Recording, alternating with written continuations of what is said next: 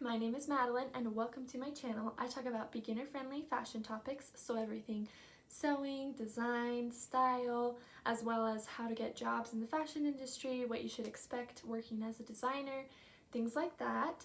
So I basically got my dream job right out of college. I work as a clothing designer for a brand, and so I do exactly what I envisioned I would be doing while I was in college. I create new styles, I work with manufacturers, I create tech packs and come up with inspiration, and really it's really an amazing job. And I don't want to brag because not everybody gets their dream job, but I just wanted to share my top 5 tips for getting a job in fashion.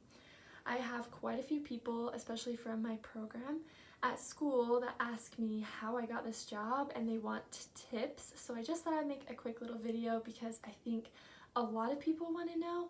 And also, the fashion industry can be very secretive. There's sometimes not very much of a willingness to share things about the fashion industry, but I think that we really could do better by being more open, and really just being open about our experiences helps everybody, including ourselves. So let's get into it. My very first tip is to make sure you know the industry and the area that you're going into. Basically, just make sure you know your stuff, right? That you're educated. This doesn't mean that you have to go to college, but make sure you know what you're doing, right? So if you are getting a job as a pattern maker, make sure that you know how to make patterns, right? Unless you're willing to do some sort of like mentoring, interning, experiential learning, something like that, which could be great, but obviously be realistic about, could I actually do this position with the training that I have? No need to be self-critical, but just, can I do the things that are required of this position? So that's tip number 1. And again, just want to emphasize, you don't have to go to college. You definitely don't have to go to a fancy fashion school. I did not. But just to make sure that you have the appropriate training to do the position. So learn stuff on YouTube, do what you can, right? All right, so tip number 2 is to network, which of course is everybody's fallback, but it is important. You never know, maybe you met somebody in college, then they're working at this place and there's a job opening, then they're gonna think of you. Or maybe you connect with somebody on LinkedIn, they message you and say, hey, I'm looking for somebody who does this. Do you know anybody who does that? Maybe you do. Maybe you are that person, right? So just being open to connecting with other people. And I think when you say networking, sometimes it can get a little bit confusing or intimidating, really, to think like, okay, now I gotta go to all these networking events or something like that. But really, it doesn't have to be this big grand thing.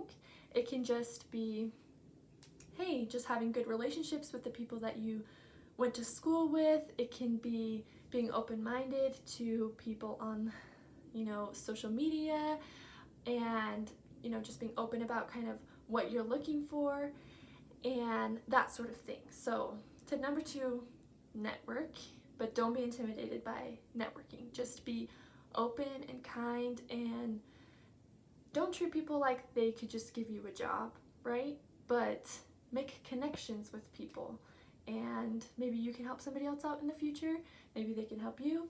Maybe you don't. Maybe you can talk to each other about your mutual jobs. Like I do that with my friends too. Just talk about like, oh, what's an appropriate pay rate? That kind of thing is really helpful to have connections and make sure that you are getting a good job, right?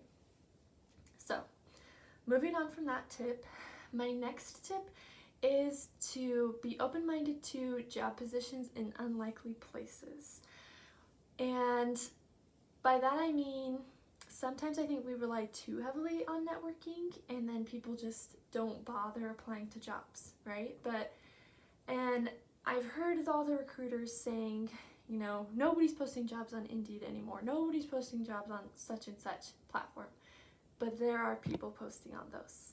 I literally got my job through Indeed, which you wouldn't think a fashion design position would be on Indeed because typically those kinds of jobs aren't really found on Indeed as much as maybe some other job sites, but they posted it.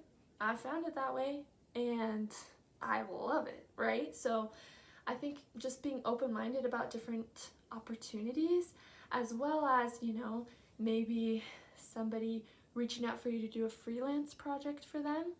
Maybe that's not your dream job right then, but maybe they say, hey, we really like this work that you did for us. Do you want to do another project for us? Would you like to have this be a regular thing?